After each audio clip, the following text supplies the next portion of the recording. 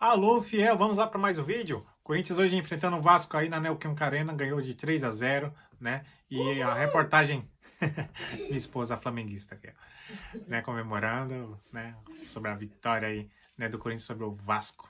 É isso aí, pessoal. Corinthians aí, né, ganhando aí mais 3 pontos aí, né? Uma arbitragem meio complicada aí, né? Gol anulado aí, né? Com o juiz bem próximo do lance, né? Mas infelizmente essa é a situação da arbitragem brasileira. Vamos lá conferir um vídeo aí das ESPN. Vamos lá, segue aí o vídeo. Evidentemente que muitas vezes o árbitro faz aquela leitura, né? A visão periférica, o jogador protesta ou não protesta, enfim. Quando há um jogador ou dois que reclamam, é do jogo, é do futebol. Quando vários jogadores vêm para cima do árbitro, aí o árbitro tem que repensar, fazer uma reflexão. Mas nesse caso, a falta aconteceu, poderia ter sido marcada no campo. Né? Foram 34 faltas nesse jogo e 5 cartões amarelos. Mas enfim, o VAR está aí para isso também e acabou anulando corretamente o gol do Corinthians. Pois é, a gente fala ali do VAR, que tem gente que discute. Esse é o tipo de lance que o gol teria sido marcado. E o VAR fez com que a marcação fosse correta, né? Acho que a gente vai todo mundo concordar que houve o toque, né? É isso. Foi até difícil pegar a câmera exata, mas quando você vê, não tem dúvida, né? Porque também o Pumita não ia cair desse jeito numa marcação, né? Até que a gente estava vendo o jogo na redação, achou esquisito, né? Da forma como ele cai, tem um ângulo que é muito esclarecedor. Não tem a intenção o Bidu, mas no trança-pé ele acaba derrubando o Pumita, que seria o jogador que ia acompanhar, né, o Matheus Bidu ali e tentar pelo menos uma marcação. Então, acho que nesse lance eu estou muito com o Simon, acertou a arbitragem. Ô, Simon, e tem o golaço do Memphis Depay. No começo da jogada, o Donelli faz o lançamento e aí tem o impedimento. E aí a dúvida é o Yuri que está ali, né? Se ele participa da jogada ou não. O que você achou desse lance? Foi acertada a decisão? O Yuri, não é pelo que dá para ver, ele está em posição de impedimento. Se ele está em posição de impedimento, não é, aí é uma irregularidade e tem que ser marcada a irregularidade. Então, eu também concordo, o gol foi muito bonito do Memphis Depay, que jogou muita bola, mas o Yuri no começo da jogada, ele está numa posição de impedimento, né, em que ele vai participar da jogada. Então a origem do gol sai de uma questão irregular, por isso que o gol foi anulado. É lá atrás, né? Lá no chute do Matheus Donelli. E realmente o impedimento é claro, né? Alguma coisa a comentar, amigo? E na hora do toque do Piton não tem algum tipo de mudança? Porque na hora que o Piton toca na bola, né, rebate, o Yuri já não está mais impedido, né? Tem alguma mudança na interpretação por conta disso, Simon? Não, porque eu acho que foi quando se trata de um desvio e tal, ele está muito impedido, ele vai participar da jogada. Então a regra 11, que trata o impedimento, diz interferir a um adversário. E por isso ele ganha uma vantagem do impedimento. Se fosse uma falta, aí sim não seria um APP, como se diz na linguagem da arbitragem, porque a bola foi para o goleiro, voltou e etc. Mas como é um lance de impedimento, ele deveria ter sido parado na hora. E aí acertou, o VAR interveio corretamente e por isso foi bem anulado. Como impedimento, realmente foi claro, né, Simon? Quer dizer, o bandeirinha deveria ter levantado ali. E aí tem torcedor falando, poxa, mas demora tanto para o lance ser concluído. Mas é o que você falou, poderia não se levar em consideração se tivesse voltado para o goleiro. Teria que ser mais tempo, é isso? Para não considerar o impedimento? Não, se fosse uma falta de jogo, não é? Porque a falta ela tem que ter a verticalidade. Muitas vezes tu teve uma falta e aí imediatamente sai o gol, volta e anula. Não é o caso. Aí foi um lance de impedimento, ele está fora, ele não poderia participar da jogada e ele participou. Então muitas vezes isso acontece, tem acontecido demais, até os assistentes estão deixando para o VAR, para a jogada concluir e aí o VAR entra em ação. E o próprio árbitro também muitas vezes não toma decisão para o VAR tomar.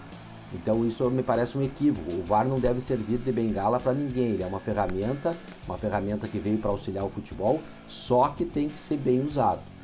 e me parece que no Brasil fica muito, os árbitros esperam a decisão do VAR e por isso que dá essas complicações. Mas o campeonato está começando, Edu, tem muita água para rolar embaixo da ponte. Pelo menos a questão dos 8 segundos aí, me parece que não aconteceu nesse jogo e nem na derrota do Grêmio para o Ceará por 2-0, também não tivemos os goleiros retendo a bola por mais de 8 segundos para repor em jogo. Porque isso aí também vai dar muito o que falar durante a competição. Na primeira rodada tivemos 3 casos. Ô Simon, eu gostaria de saber, porque nós tivemos, né, nos últimos anos, sempre um presidente da comissão disciplinar, era o Gaciba, depois veio o CNM e tal, agora nós temos uma comissão. Como serão as análises dessa comissão? Como você já tem alguma notícia? Como serão feitas, né, essas análises divulgadas para o público depois dos jogos? Porque até agora só falaram que tem essa comissão. Mas ninguém especificou como será feito, né? Até para corrigir os árbitros, inclusive, né? eles deram um parecer. Ou não, porque agora eles deram um parecer, Zé, que é formada pelo Sandro Meirahit, que está nos Estados Unidos, o Nestor Pitana, que é argentino, mas trabalha no Equador, e o Nicolas Riccioli, que é italiano. Né? E eles vão dar parecer sobre as jogadas técnicas. E eles largaram uma circular essa semana, do meu modo de ver, totalmente equivocado, porque teve um gol aqui na arena do Grêmio, o primeiro gol do Grêmio contra o Atlético Mineiro, que foi jogo perigoso. O lateral do Grêmio levantou demais o pé e a ação do defensor do Atlético Mineiro tenta até recuar a cabeça para não tocar a cabeça nas travas da chuteira. Isso é jogada perigosa. Com contato físico é tiro livre direto, sem contato físico, que foi o caso, é tiro livre indireto. E essa semana eles colocaram uma circular aí dizendo que não, que a atitude foi correta. Né? Então, eu acho que há um entendimento errado. Hoje, no próprio jogo do Grêmio, a Edna deu um jogo perigoso no meio-campo, né? E que foi jogo perigoso. Então, um árbitro marca, no caso a árbitra Edna, o outro não marca. E essa comissão desses 3 árbitros aí que vão dar esse tipo de parecer, né, já começou, no meu ponto de vista, equivocado. Mas enfim, eles estão lá para fazer isso. Eles vão, todo lance polêmico, e esses aí também vai para a análise deles, e eles vão emitir um parecer. O que isso vai mudar a arbitragem brasileira? Te confesso, meu amigo, que é muito difícil. Tem que fazer um trabalho muito forte, né, de reestruturação completa da arbitragem brasileira. Mas vamos acompanhar aí esse campeonato brasileiro. Parece que não mudou muita coisa. Vamos acompanhar, vamos ver se essa lei dos 8 segundos pega, né? No continente, no país. Tem lei que não pega, né? Os árbitros têm que marcar. Às vezes a gente vê que esquecem, parece. E agora veio o ofício da CBF também, que o jogador não pode subir na bola como fez o Soteldo lá atrás no Santos, como fez o Memphis Depay, que é uma provocação para evitar confusão, então saiu essa determinação. Isso é uma vergonha. Quem assinou e quem fez isso aí não joga futebol. Não joga futebol. A questão, daqui a pouco eles vão proibir os jogadores de driblar. Não pode driblar não, senão você vai ofender o jogador. Você não pode dar caneta. Vai dar confusão. Porque uma pisada na bola é a mesma coisa que uma caneta, dependendo da interpretação. Como eles utilizaram essa interpretação de ofensa, de provocação, uma caneta, dependendo do lance, dependendo do momento do jogo, eles vão interpretar de acordo com o grito da torcida. Né? Então você dá um drible, a torcida grita, então já tem uma nova, né? Isso aqui não pode porque você vai provocar. Mas você não ia ficar bravo se o cara subisse na bola? Não, eu tenho que saber, é minha profissão, Edu, eu tenho que saber. O cara provocou, tem a linha tênue de jogo e existem várias formas de você acertar as contas. Entendeu? O problema não é esse. A provocação está dentro do jogo. Está dentro do jogo, não tem. Eu acho um absurdo. Quem é o Rodrigo Sintra, né? Que assinou pelo presidente, pelo menos é o que eu vi ali. Tem tantas coisas, né? Que eles precisam se preocupar com a própria arbitragem. O Simon acabou de falar, nós não sabemos como é que os árbitros irão apitar, porque daqui a pouco tem uma sequência de jogos. Sequência de erros aparecerão. Nós já temos aí um duplo critério, né? Um critério diferente. Num jogo foi falta, no outro jogo não foi. No que não foi falta determinou um gol e talvez, né, se não tivesse sido o gol, talvez o jogo teria sido diferente. E ninguém sabe nada. Aí vem um gênio lá que tenho certeza que nunca jogou futebol, fala que se o jogador pisar na bola, né, é uma provocação. Que provocação? Qual a provocação? Sabe, não existe. Estão querendo acabar. Daqui a pouco você não pode comemorar, já não pode, né? Em determinados momentos você não pode comemorar gol, você não pode fazer nada. Eu lembro de um absurdo que teve, né? As pessoas não entendem que o futebol é um espetáculo, que os torcedores vão a campo para ver os jogadores de futebol fazendo esse tipo de situação de entretenimento. O Gabigol fez um gol e uma menina estava com cartaz na época, acho que vocês vão lembrar do lance. Aí o Gabigol foi lá e pegou o cartaz da mão de uma menina e colocou, o Gabigol fez o gol. Aí tomou o cartão amarelo.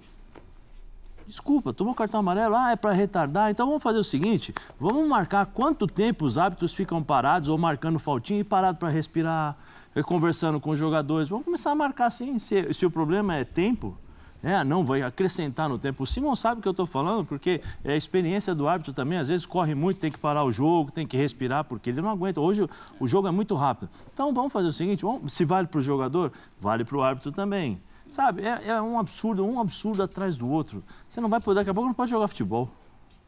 É isso aí, fiel. Vamos lá. Então, como eu falei no vídeo aí, né? O Corinthians ganhou do Vasco aí por 3-0.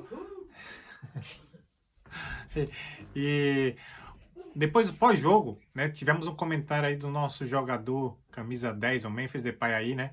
Falando aí que tá complicado a situação do futebol brasileiro, né? Por quê?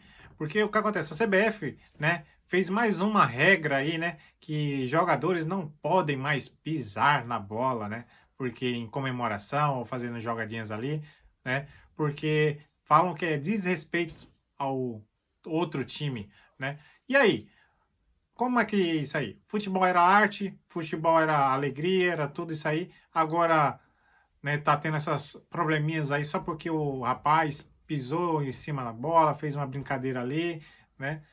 E aí? Soteldo, uns tempos atrás aí, também fez a mesma coisa, foi punido com cartão amarelo, aí, mas não foi porque, né, fez a jogada, e sim porque iniciou uma confusão ali. E como vocês puderam ver, não começou a confusão aí no Corinthians e Palmeiras, né? Não foi por causa disso, né? Foi porque os caras queriam jogar ali, queriam estar correndo atrás do placar. Então, complicado, né? Situação. Ainda quando os problemas aí de racismo não está sendo resolvido no Brasil, nem no mundo, né?